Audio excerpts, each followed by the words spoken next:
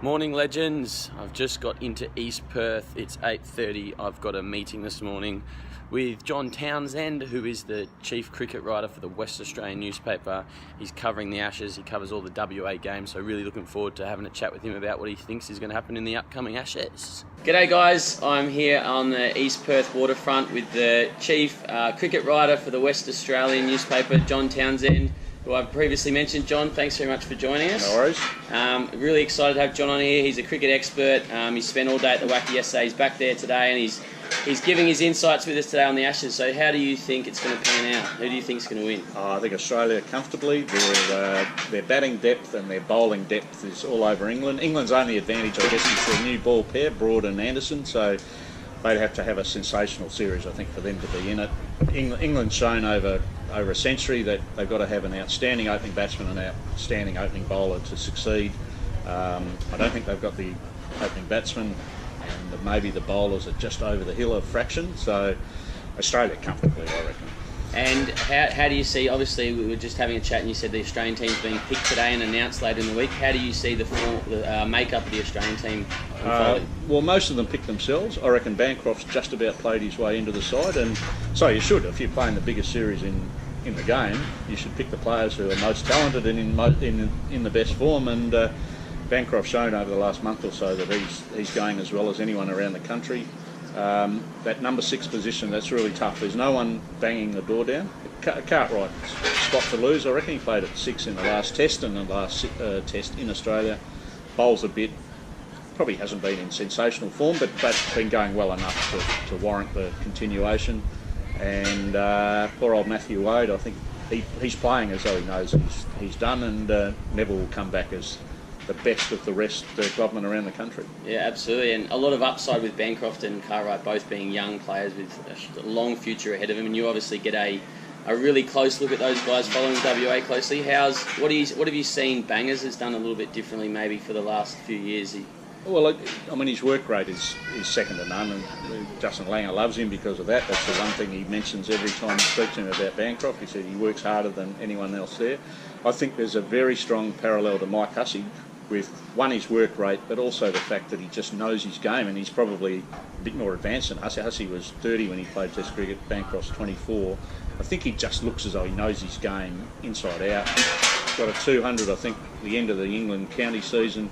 He's come back here, batted really well against New South Wales, 160 not out overnight in this Shield game.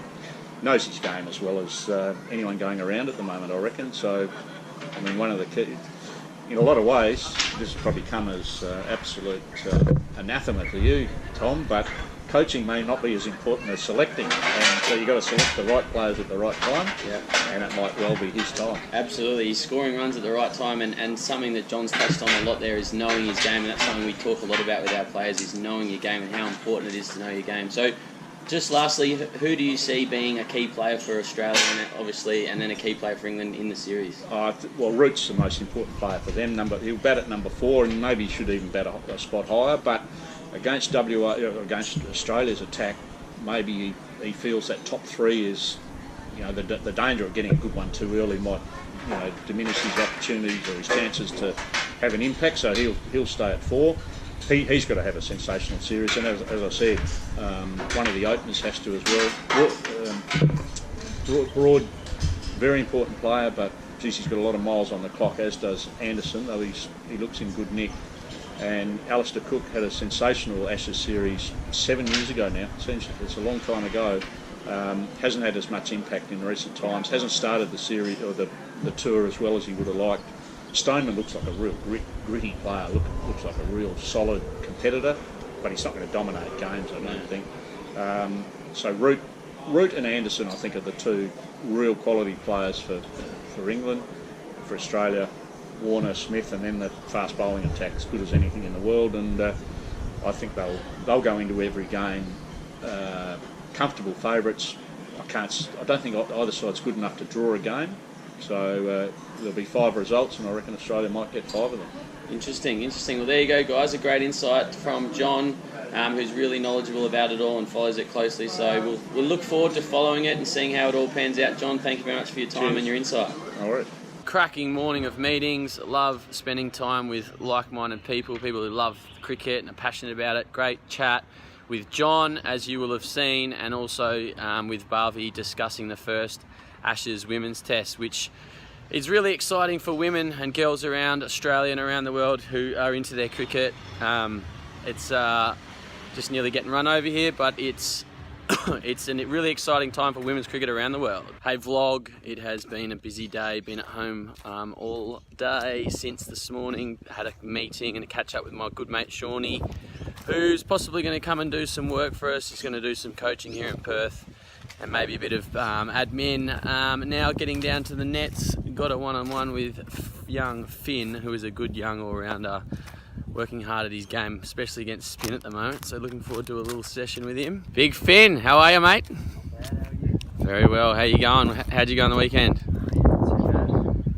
Pumped for the session? Yeah, definitely. Good stuff. Not happy, Jan. I have just got to training and found out that there's no turf nets up. Our groundsman has an eye infection, so apparently can't drive, and their assistant groundsman or someone who used to help him is overseas, so we haven't got any wickets. So we've got a dodgy little centre wicket set up and no other nets for extra practice because they're all being used by others. So really, really frustrated. I was looking forward to hitting lots of balls tonight. Obviously, we're batting this weekend and wanted to hit lots of balls and get my preparation right, but nothing I can do about it. All I can do is try and make the most of our current situation. I might do a bit of extra fitness, do a lot of fielding, and then I'll have to hit more balls later in the week. Very frustrating, but got to get on with it.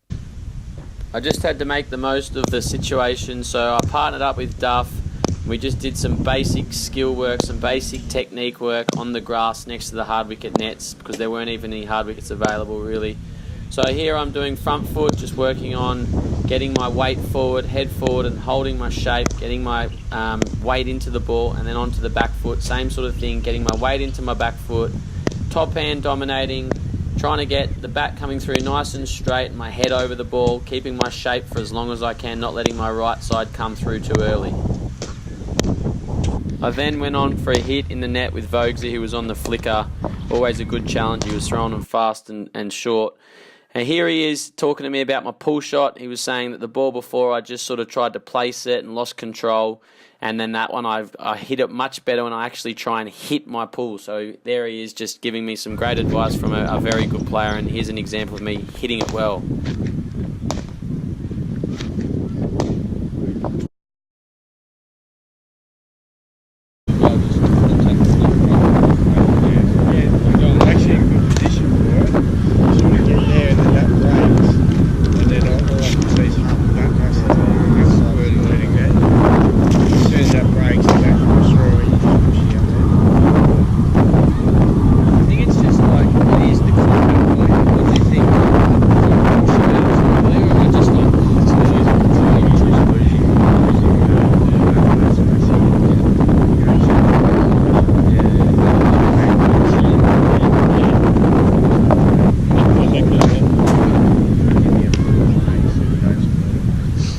Hey vlog, I have left training early tonight as the facilities didn't allow me to do much, so I got my hitting done and then I got home quickly to enjoy an evening with the wife. I don't get home early very often, so I thought I'd use the opportunity to get home and spend some time with Mrs. S. We've actually come back to Kings Park, which is this is the spot we got engaged nearly 2 years ago. We got married 2 months ago, so we thought we'd come back and reminisce and look at this magical view. It's lovely. I spend so much of my time dedicated to cricket mentoring, to building the business, growing our social following, replying to people, helping others, coaching. A lot of time on my own training and my own playing and learning, so it's actually really nice to just get away from it and have a little bit of fun and spend some time with the wife, Mrs. S, who's in the background here. Here she is.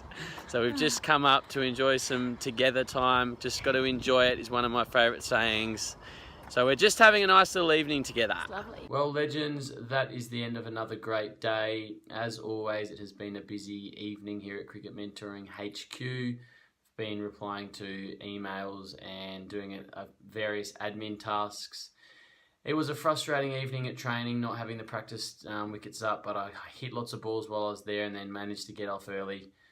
Being a senior player and the fact that I do my extra training allowed me to get away early and spend a little bit of extra time with Mrs. S, which was great. And I was really grateful for that opportunity, as due to my business and I'm coaching in the evenings every evening or training, I don't get to spend too much time with her in the evening, so that was a nice little mix up and nice little time with her. So if you haven't done so already, please hit the bell up the top so that you get notifications when we publish. If you haven't done so, check out Keen's Keys and Simon's first vlog that he published today. He's going to be coming and doing that once a week to give you guys an update and insight into what he's doing over in New South Wales.